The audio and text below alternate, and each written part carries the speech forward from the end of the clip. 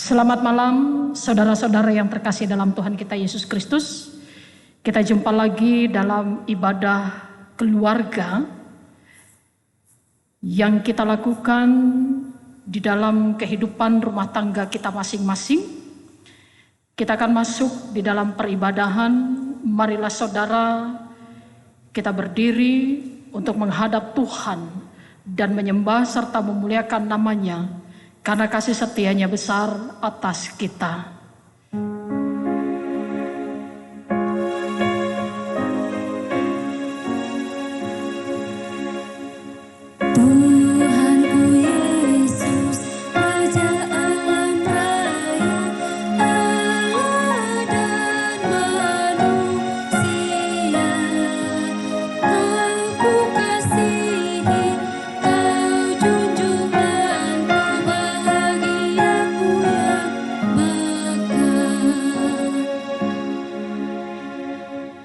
Kita berdoa. Kembali lagi kami berkumpul dalam persekutuan keluarga kami masing-masing Tuhan. Seraya menaikkan syukur kami atas penyertaan Tuhan di sepanjang hari ini. Engkau telah melayakkan kami untuk beraktivitas. Engkau juga yang menjaga dan memelihara kami. Bahkan Engkau juga yang memberikan kepada kami kesempatan untuk memuliakan nama Tuhan dan mendengarkan pemberitaan firman-Mu ya Bapa. Kami sudah menyiapkan hati dan pikiran kami untuk boleh dipenuhi dengan Roh Kudus-Mu Tuhan. Sehingga apa yang kami baca, kami dengar, bisa kami mengerti dan kami pahami. Bahkan juga kami berlakukan dalam hidup beriman kami. Berfirmanlah ya Tuhan, sebab sesungguhnya kami anak-anak-Mu telah siap untuk mendengarkannya. Amin.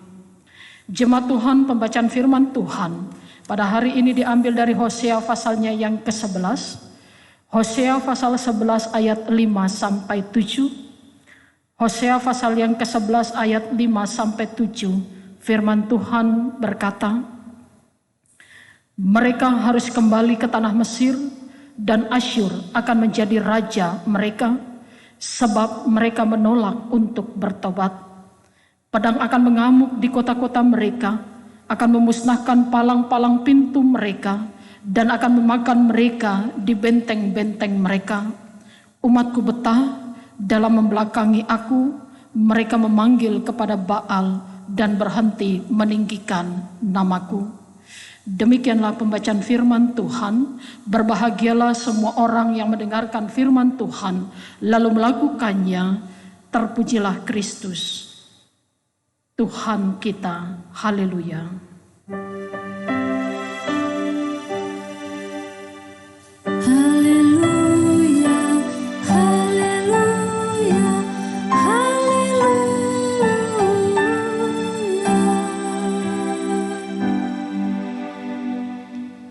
Silakan duduk kembali. Saudara-saudara yang terkasih dalam Tuhan kita Yesus Kristus, kacang lupa pada kulitnya. Ini adalah ungkapan yang sering kali kita dengar, yang ditujukan kepada orang-orang yang dalam tanda kutip adalah orang-orang yang tidak tahu diri. Ketika kesuksesan, keberhasilan terjadi dalam diri mereka, mereka hidup dalam kesombongan. Mereka tidak lagi melihat dengan latar belakang kehidupan mereka, bahwa sesungguhnya tadinya mereka tidak ada apa-apanya, tetapi kemudian mereka menjadi berhasil dan ada sesuatu yang membuat mereka berhasil. Itu juga saudara-saudara yang diungkapkan di dalam pembacaan kita saat ini. Ketika Nabi Hosea melihat tentang kehidupan bangsa Israel, yang adalah umat yang dipilih Tuhan, dipilih dari ketidakberdayaan mereka, dipilih dari tanggung jawab, dipilih dari status mereka sebagai seorang budak, sebagai bangsa budak yang sama sekali sebenarnya tidak ada harganya apa-apa. Dan di dalam keterpilihan itu saudara-saudara, Allah memberikan sebuah anugerah, yaitu kehidupan yang lebih baik lagi dalam kehidupan mereka. Sebuah kehidupan yang penuh dengan damai sejahtera Tuhan. Sebuah kehidupan yang tidak lagi merasa terkekang. Kehidupan yang tidak lagi di dalam pengaruh bangsa-bangsa lain. Allah memilih mereka untuk mendapatkan kasih karunia Dari yang tadinya tidak berarti menjadi berarti. Dari yang tadinya yang tidak berharga menjadi berharga. Dari yang tadinya tidak hidup dalam damai sejahtera, kini merasakan damai sejahtera. Tetapi saudara-saudara yang terkasih dalam Tuhan kita Yesus Kristus, bagaikan kacang lupa pada kulitnya, itu yang terjadi terhadap bangsa Israel. Ketika mereka menikmati kehidupan penuh dengan anugerah Tuhan, mereka lupa diri tentang keberadaan dan identitas mereka sebagai umat Allah. Bahwa sesungguhnya apa yang mereka nikmati pada saat itu bukan karena upaya dan perjuangan mereka, tetapi merupakan sebuah anugerah yang asalnya dari Tuhan. Dan ketika Allah hanya meminta mereka untuk setia, mereka melanggar kesetiaan mereka. Mereka menghilangkan kasih Allah dalam kehidupan mereka. Dan mereka menjadi bangsa yang sombong, yang menganggap diri mereka bahwa keberhasilan yang selama ini mereka perbuat semata-mata karena usaha mereka, sehingga mereka kini bisa menentukan nasib hidup mereka sendiri, dan mereka tidak lagi peduli dengan campur tangan Tuhan dalam hidup mereka. Dan pada saat itu saudara-saudara yang terkasih dalam Tuhan kita Yesus Kristus, ketika Allah mendapati bangsa yang dipilihnya menjadi bangsa yang tidak tahu diri, yang dengan mudah melupakan keberadaan Tuhan dalam hidup mereka, Allah berkata kepada mereka, ayat kelima, mereka harus kembali ke tanah Mesir dan Asyur akan menjadi raja mereka, sebab mereka menolak untuk bertobat. Pedang akan mengamuk di kota-kota mereka, akan memusnahkan palang-palang pintu mereka, dan akan memakan mereka di benteng-benteng mereka. Umatku betah dalam membelakangi aku. Mereka memanggil kepada Baal dan berhenti meninggikan aku. Murka Allah terjadi dalam hidup mereka. Kekecewaan Allah sungguh luar biasa dampaknya dalam hidup mereka. Allah bukan hanya meninggalkan mereka sendirian, tetapi Allah mengembalikan mereka kepada posisi mereka sebagai bangsa budak. Ketika mereka harus hidup di bawah kekuatan Asyur, ketika mereka harus hidup kembali ke tanah Mesir, ini adalah ungkapan kekecewaan yang Allah nyatakan kepada mereka. Karena mereka telah dengan rela membelakangi Tuhan dan memanggil kepada Baal serta meninggalkan, berhenti meninggikan Tuhan. Saudara-saudara yang terkasih dalam Tuhan kita Yesus Kristus, bangsa yang tidak tahu diri sudah mendapat kasih karunia Tuhan, menjadi bangsa yang tinggi hati dan sombong.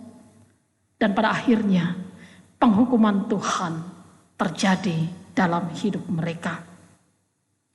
Pertanyaannya saudara-saudara yang terkasih dalam Tuhan kita Yesus Kristus, apa sebenarnya di balik penghukuman Tuhan tersebut? Apa maksud Tuhan ketika Dia menghukum bangsa Israel? Bukankah Allah adalah Allah yang penuh kasih? Allah yang disembah bangsa Israel dulu adalah Allah yang maha pengampun. Kenapa dalam kasihnya Allah tetap menghukum mereka? Apakah berarti Allah membenci mereka? Dan Allah ingin menggantikan mereka dengan bangsa-bangsa lain? Saudara-saudara yang terkasih dalam Tuhan kita Yesus Kristus, penghukuman Tuhan sebenarnya bukan maksud karena Allah sangat membenci mereka. Bukan maksud supaya Allah bisa menggantikan mereka, posisi mereka sebagai umat pilihannya dengan bangsa lain yang dipanggil oleh Allah dan mendapatkan kasih karunia Tuhan. Karena pada dasarnya saudara-saudara, sekali Allah berjanji, Dia tidak akan pernah menganulir janjinya kepada siapapun juga, secara khusus di dalam kehidupan bangsa Israel. Namun, penghukuman yang diberikan oleh Allah kepada mereka punya tujuan, yaitu karena sesungguhnya Allah sangat mengasihi kehidupan mereka. Allah ingin mereka untuk kembali lagi dalam pelukannya, dalam kesetiaan mereka kepada Tuhan, dan kembali lagi untuk menerima kebersamaan dengan Allah, menerima anugerah Tuhan yang penuh dengan damai sejahtera dalam kehidupan mereka. Bagaikan orang tua, saudara-saudara, ketika melihat anaknya nakal, ketika dia berupaya untuk menasehati, ketika dia berupaya untuk mengingatkan, namun upaya nasihat dan peringatan yang diberikannya tidak pernah digubris, maka setiap orang tua pasti akan mengambil cara untuk menghukum anaknya tersebut. Hukuman tersebut bukan berarti karena dia benci, tetapi karena dia hanya ingin memperingati, memperingatkan. Karena dia ingin kasihnya tetap dicurahkan kepada anaknya tersebut. Itulah yang dilakukan oleh Allah di dalam kehidupan umat Israel. Allah ingin tetap menyatakan kasih karunia-Nya. Melalui penghukuman tersebut, Allah ingin menyadarkan bangsa Israel tentang identitas mereka sebagai umat pilihan Allah. Sehingga mereka kembali lagi berbalik kepada Tuhan. Kembali lagi kepada Tuhan untuk menikmati kebersamaan persekutuan dengan Allah. Menikmati anugerah Tuhan dalam kesadaran mereka, dalam pertobatan mereka. Dan yang kedua, saudara-saudara, tujuan Allah ketika dia menghukum umatnya adalah supaya manusia bisa mengintrospeksi dirinya sendiri. Kalau saat ini mereka menikmati kehidupan yang penuh dengan damai sejahtera, kalau mereka saat ini menikmati kesuksesan dalam hidup mereka, semata-mata bukan karena upaya mereka secara pribadi, tetapi semata-mata karena kehendak Tuhan yang juga berlaku dalam hidup mereka. Karena ada campur tangan Tuhan, ada kasih karunia Tuhan yang diberikan dalam hidup mereka. Jadi jangan sombong dan belajarlah untuk tahu diri tentang siapa kita di hadapan Tuhan. Bahwa semua apa yang kita nikmati pada saat ini, ada Tuhan yang telah merancangkan yang terbaik dalam hidup kita. Dan kita diminta untuk belajar bersyukur dan menyatakan kesetiaan kita kepada Dia. Dan ini juga saudara-saudara, yang harusnya kita lihat di dalam kehidupan kita sebagai orang percaya. Siapa kita di hadapan Tuhan? Ketika pada saat ini saudara dan saya menikmati begitu banyaknya nikmat yang Tuhan berikan kepada kita,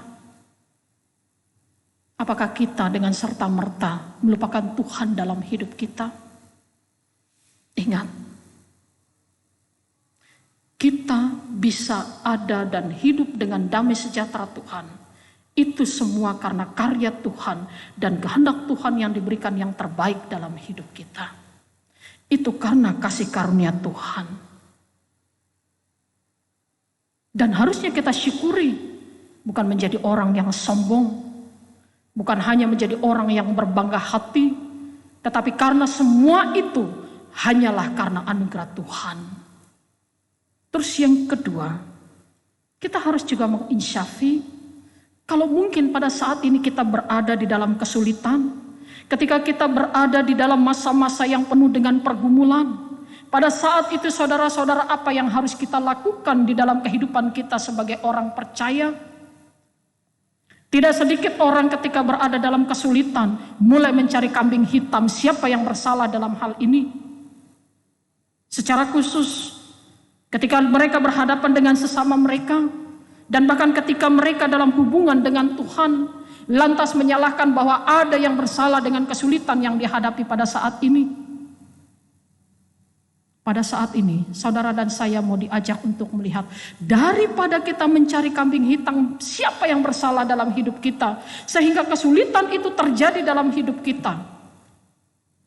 Baiklah kita mengintrospeksi diri kita masing-masing tentang tutur kata kita, perbuatan kita, pikiran kita, bahkan tingkah laku kita. Apakah sudah berkenan di hadapan Tuhan atau belum?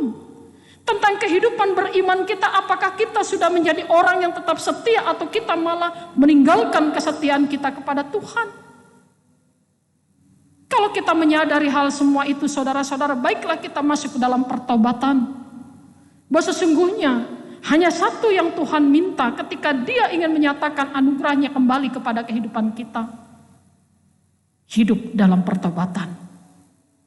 Kembali di dalam hubungan yang baik dengan Allah. Karena Kristus yang telah mengambil kita dari kegelapan lumpur dosa untuk mendapatkan kasih karunia Allah, dan kasih itu tetap akan dinyatakan di dalam kehidupan kita sebagai orang percaya. Cuma masalahnya, hidup kita masih mau ikut dengan aturan Kristus atau tidak? Apakah kita hanya hidup sesuai dengan aturan main kita saja? Secara khusus saudara-saudara, dalam masa pandemi COVID-19 ini, tidak usah kita mencari tahu siapa yang bersalah dalam hal ini. Tidak usah kita mencari kambing hitam siapa yang menyebabkan semua ini terjadi. Tetapi marilah dalam kebersamaan sebagai umat Tuhan, kita mengintrospeksi diri kita masing-masing. Karena kita tahu apapun yang terjadi dalam dunia ini, itu sepengetahuan Tuhan. Dan Tuhan selalu punya rencana di dalam kehidupan yang terjadi bagi kita semua. Mungkin saat ini kita tidak tahu dan bahkan belum tahu apa rencana Tuhan.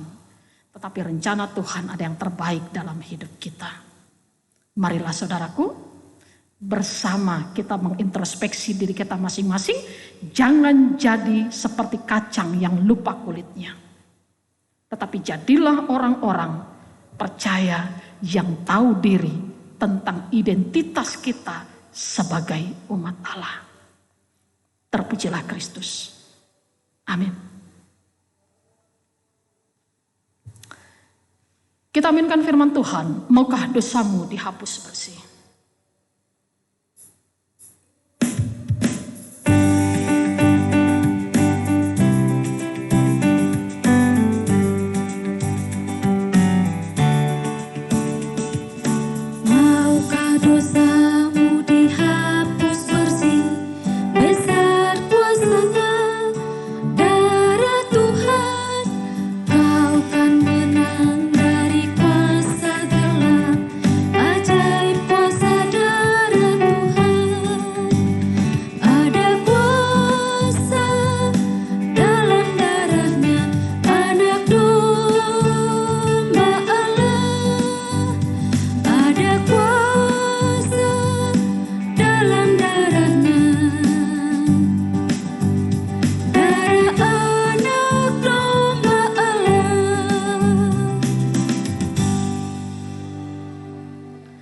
Jemaat Tuhan, marilah kita satukan hati kita dalam doa syafaat. Kita berdoa.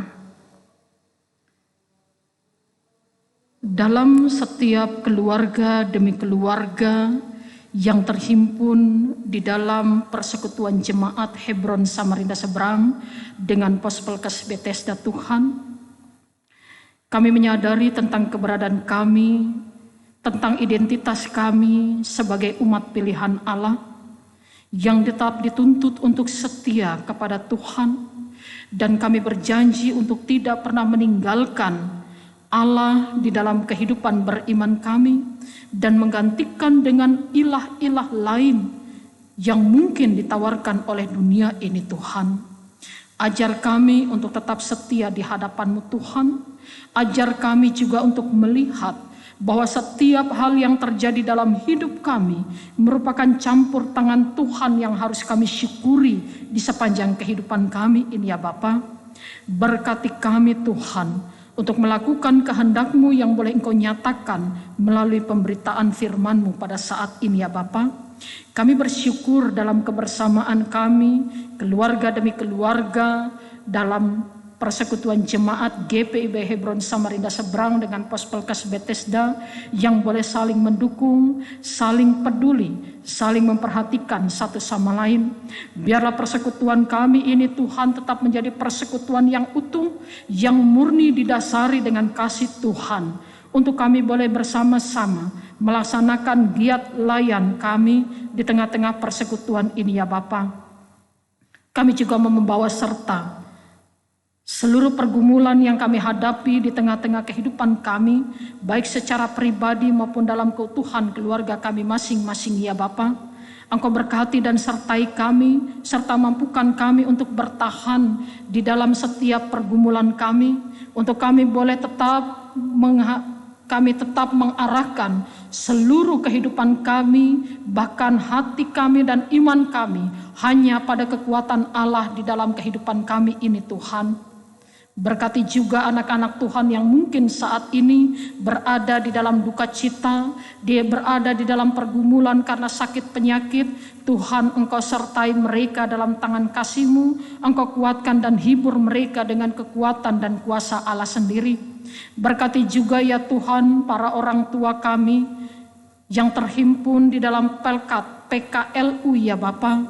Ketika tubuh jasmani semakin lemah termakan usia, ketika kerentaan mereka Tuhan membuat fisik mereka semakin lemah, tetapi kami yakin serta percaya, iman percaya dari orang tua kami ini tetap terus diarahkan kepada Allah sendiri, dan Tuhan yang selalu menjaga kehidupan orang tua ini Tuhan. Tuhan Kau juga berkati juga anak-anak kami dalam lindungan dan pemeliharaan kami Tuhan. Biarlah Tuhan juga turut ambil bagian untuk boleh menyatakan pemeliharaan dan perlindungan-Mu Tuhan, dan tetap memakai kami untuk menjadi orang tua yang takut akan Tuhan, untuk kami boleh nyatakan kepada seisi rumah tangga kami masing-masing iya Bapa. Bapa, terima kasih ketika kami boleh melaksanakan ibadah ini, semua ini terjadi hanya karena perkenanan kasih Tuhan dalam hidup kami, serta ampunkanlah segala salah dan dosa kami ya Allah. Dan terimalah doa serta sempurnakanlah doa kami ini Tuhan, dengan doa yang telah Tuhan ajarkan bagi kami semua. Bapa kami yang di sorga, dikuduskanlah nama-Mu, datanglah kerajaan-Mu, jadilah kehendak-Mu di bumi seperti di sorga. Berikanlah kami pada hari ini makanan kami yang secukupnya, dan ampunlah kami akan kesalahan kami, seperti kami juga mengampuni orang yang bersalah kepada kami. Dan janganlah membawa kami ke dalam pencobaan, tapi lepaskanlah kami daripada yang jahat.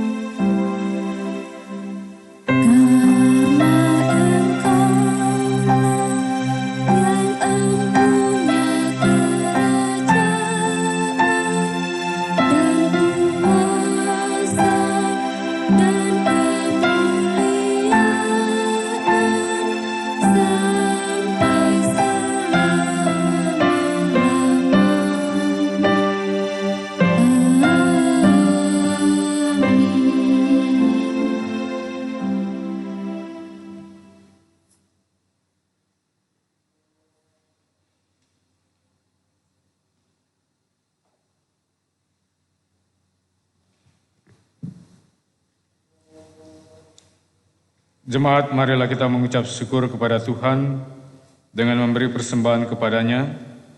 Ingatlah firman Tuhan dari Imamat 19 ayatnya yang kelima, yang menyatakan, apabila kamu mempersembahkan korban keselamatan kepada Tuhan, kamu harus mempersembahkannya sedemikian, hingga Tuhan berkenan akan kamu.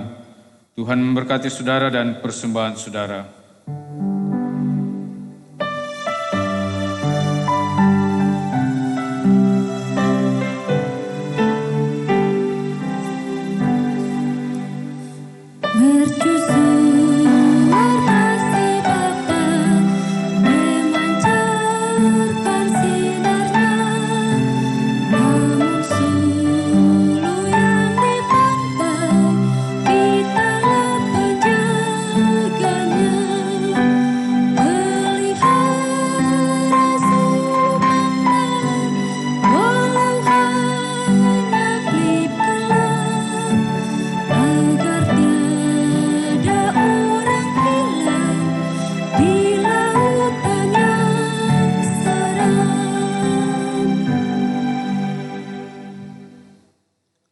Jemaat, marilah kita berdiri untuk menyerahkan persembahan ini kepada Tuhan dalam doa syukur, dan kita berdoa.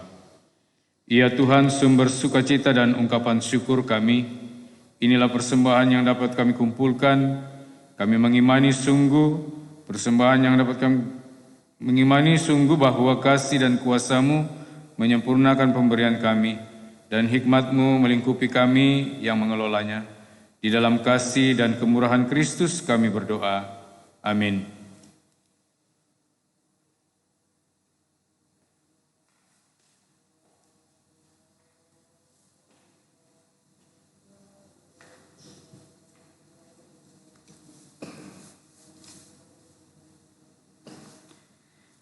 Jemaat Tuhan, marilah kita berdiri untuk menyambut pengutusan Allah. Saudaraku, hiduplah dengan damai sejahtera Tuhan dalam kehidupanmu sehari-hari, serta lakukanlah firman Tuhan yang telah kita dengar bersama. Tuhan Allah beserta engkau.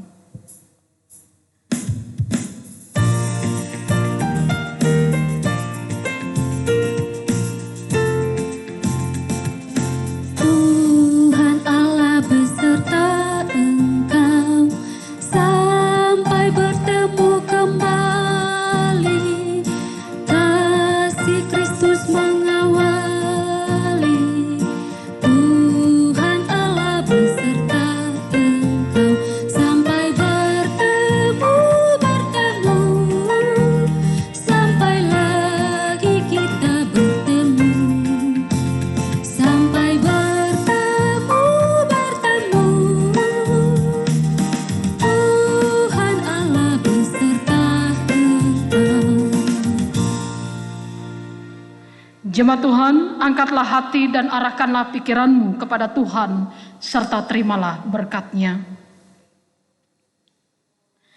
Kasih karunia Tuhan Yesus Kristus, kasih Allah Bapa dan persekutuan dengan Roh Kudus, menyertai saudara sekalian dari saat ini sampai selama-lamanya.